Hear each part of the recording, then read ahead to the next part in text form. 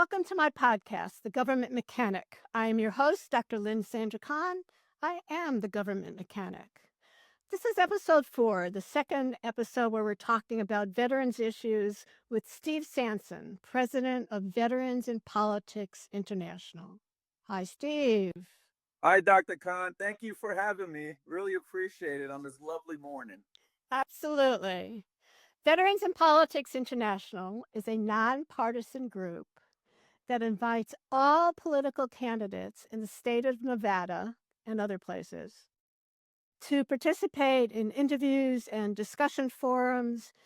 And I can attest that the veterans that are there are very intense.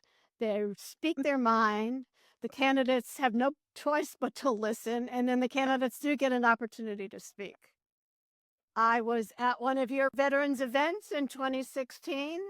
I drove from upstate New York to Las Vegas. I practiced my speech the whole way. I got there, I gave my talk. It was like 20 minutes. And then afterwards, I realized that you expected me to talk for 3 minutes. So I went over a little bit. And since then, I bought my 3, 4, and 5 minute egg timer.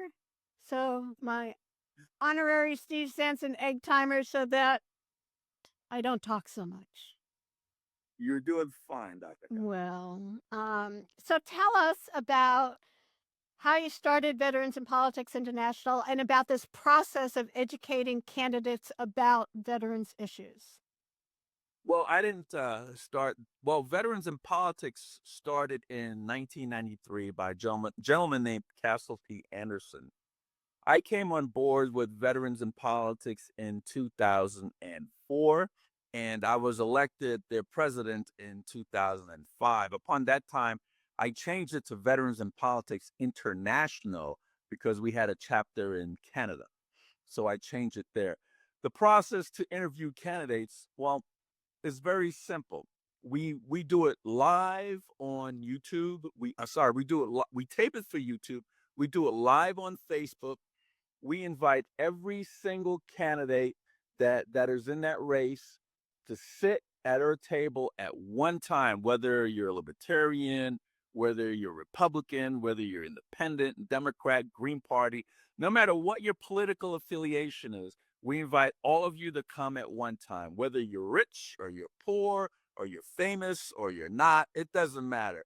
If you sign on the dotted line at your electoral that you are a candidate for, let's say, congressional district number 4, and you sign up, doesn't everybody that sign up for that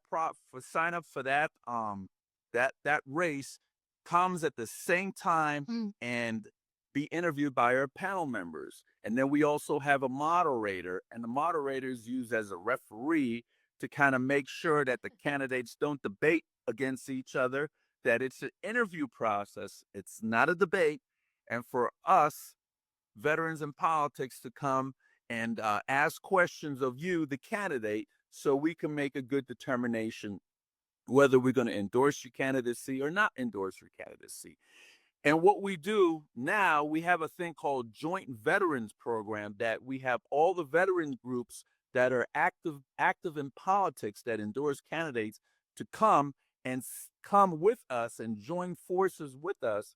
And we all sit at the table and we have our panelists. And we usually try to do a panelist that is an odd number, because if it's an even number, and once we deliberate and it's even on both sides for a particular candidate, I have to be the tiebreaker. Hmm. And I don't like to be the tiebreaker. When I do that, I usually go with no endorsement at all.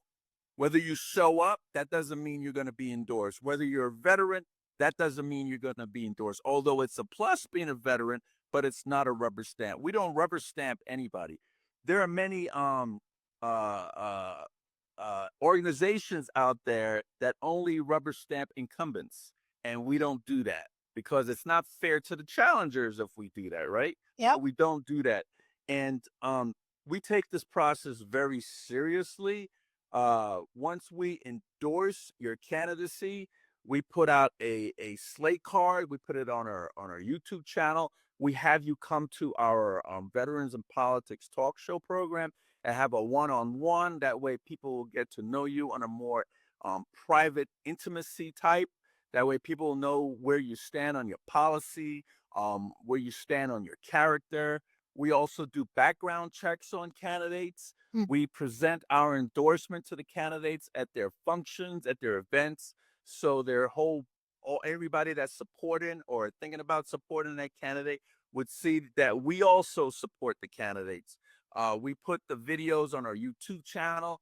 We Facebook Live it, and let me add, we are the only organization that endorses candidates in the state of Nevada that do a live stream interview of our endorsement process. The only one.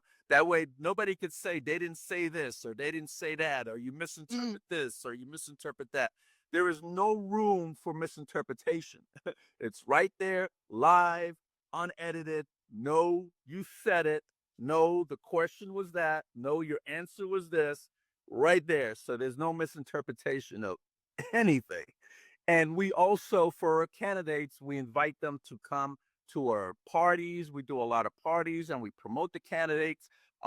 We also do billboards for candidates and we put out a lot of billboards, although they have to pay for it, but it's at cost. And we have partnership with different billboard companies. We have partnerships with different organizations to try to have the public see the candidate more and more and more and get the and have the candidate resonate to the voting public. And we do all of that because there's a lot of groups out there that says you're endorsed and then they wash their hands of it. Yep. We're not that group. Once you're endorsed by us, we try to get you to win. What's really amazing to me about this process, there's so many grassroots organizations all over the country for every issue, whether it's farming or education or mental health services. I mean, whatever it is. But from what I see, you're the only organization that actually has a concrete process. And at this point, what, 20 years later, candidates take you very seriously. Candidates show up. They would They not do. ignore you or your No. invitation to participate in a discussion panel or an interview. So, We also go at the candidate we endorse, we also go after their opponents. ah, So we help them out with that. We go after their opponents as well. Like we have let's say we have a judicial candidate that we endorse and their opponent was caught drunk years ago or assaulted a police officer years ago. We put that stuff out there so the public will know, hey, this is the person that did X, Y, and Z. Is this person suitable to be on the bench? No, this person is the one that we endorse is suitable to be on the bench. So we do a lot of strategic campaigning for the candidates that we support. and it's working. I mean, some of your candidates are getting elected. Yes. And more importantly, in many ways, they are all being educated about veterans issues. They are That's right. all called to respond to veterans' questions and to have a conversation, a dialogue with the veterans, including Veterans in Politics International. That's right. And then we ask policy questions, we ask character questions, we ask hypothetical questions. We ask all those things because we want to get a clear understanding about that candidate's mindset and what they're going to do once they're in that seat. Because a lot of candidates have an agenda what they're going to do once they're in the seat, and there's some candidates that don't have an agenda. They just want the title. They just want the prestige. They just want the power. They could care less about bettering the people that vote for them.